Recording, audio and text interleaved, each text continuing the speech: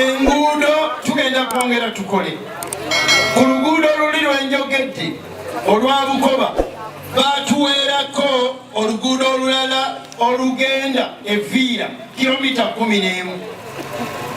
nanso bagenda ziteekako amataala ebyamataala bemwogera akakiiko ako nze kwembadde ntula mu paalamenti akawola Uganda okusobola okufuna ssente nze nasaba nti ku luguudo lw'e Bukoba bateekeko amataala okuva mu tawuni paka Kabonera ekyo nze nakisaba era bagenda gateekako nensaba bateekeko amataala ku luguudo lw'Eviira kilomita 11 ne batwongerako oluguudo olulala oluva ku ssaza paka mu Ndegea kilomita 3.5 nako bagenda kuteekako amaki amataala gano gengambye wano si ga gavumenti gano gange ng'omuki omugalatiya twagala kekasa oba Bukoto oba Kyabakuza twagala bagisuumuuse evuga eresentaki fo bwe tunaafuna ekyo obujjanjabi bujja kuba bweyongeddeko abasawo ababeera kweresenta fo basingako abali kweresenta 3 ffe kye twakoze mu maanyi gaffe twaleeseeyo ambulensi tugenda giteekako ennamba okuba omwongenda kuteekamu omusawo ebisa bikukutte ekiro saawa 7 tolina woyita ambulensi ejja kukola ki ejja kunona bwetyo bwe tugenda okukola ki tugatte ku bujjanjabi gavumenti ese pulezidenti tetusobola kugaa nti tolonda pulezidenti 15 Januari genda olonde pulezidenti gwokkiririzamu batunuulire ogende okole ki olonde bw'omala okulonda pulezidenti kawansi MP wa wano si mulala yono mugalatiya ayogera muli bantu balimi muli mmere y'amatooke muli mamwogo muli malumonde muli mandiizi bogoya abasinga obungi ababibatwalako babisuubula wano babitwala mu katale masaka ne bakola ki ne babisuubuliza eyo ne bigenda ne Kampala naye kifaanana kitya ng'akatale ak'omubuulo kali wano wammwe ng'emmere gy'olima otwala butwaze mu katale ne batakugula mu ddibo n'ogenda n'otunda kitegeeza nti abaguzi bwe bajja wano ne bagula wano tebakugula layisi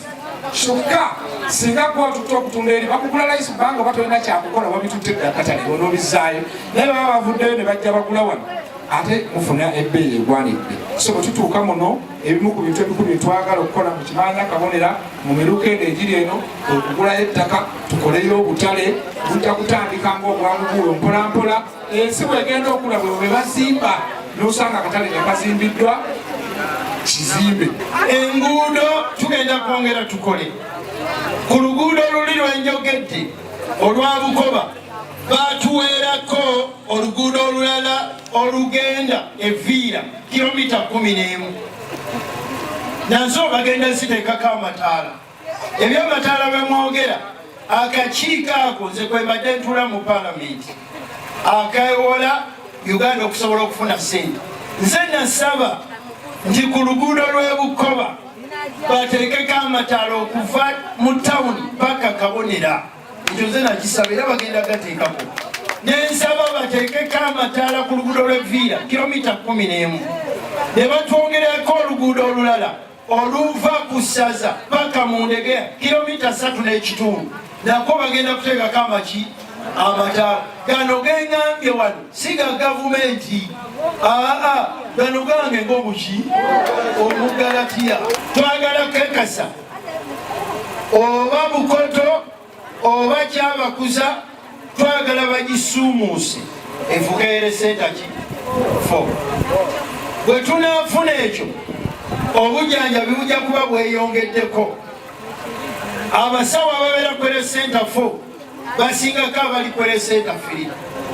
ffe kye twakoze mu maanyi gaffe twaleeseeyo ambulensi tugenda giteekako ennamba okuba omwongenda kuteekamu omusawo ebisa bikukutte ekiro saawa 7 toyina woyita ambulance ejja kukola ki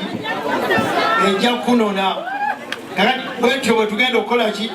tugatte ku bunjanjabi gavumenti ese president tetusobola kugaa nti tolonda president 15 Januari genda olonde president gwokkiririzamu batunuulire ogenda okole ki olonde bw'omala okulonda president kawansi MP wa wano si mulala yono mugera ti ayogera muli bantu balimi muli emmere y'amatooke muli mamwogo muli malumonde muli mandiizi bogoya abasinga obungi ababibatwalako nebabisuubula ne babitwala mu katale masaka ne bakola ki ne babisuubuliza eyo ne bigenda ne Kampala naye kifaanana kitya ng'akatale ak'omubuulo kali wano wammwe ng'emmere gy'olima otwala butwaze mu katale ne batakugula mu ddibo n'ogenda n'otunda kitegeeza nti abaguzi bwe bajja wano ne bagula wano tebakugula layisi kyokka singa kuba tutte okutunda eri bakugula layisi kubanga oba tolina kyakukola babitutte akatale onoobizaayo naye baba bavuddeyo ne bajja bagula wano ate mufuna ebbeeyi egwanidde so bwe tutuuka muno ebimu ku bintu ebikulu byetwagala okukola mu kimanya kabonera mu miruka eno egiri eno okugulayo ettaka tukoleyo obutale bujja kutandika ngaobwamubuulo mpolampola ensi bwegenda okula bwe bazimba n'osanga akatale nga kazimbiddwa kizimbe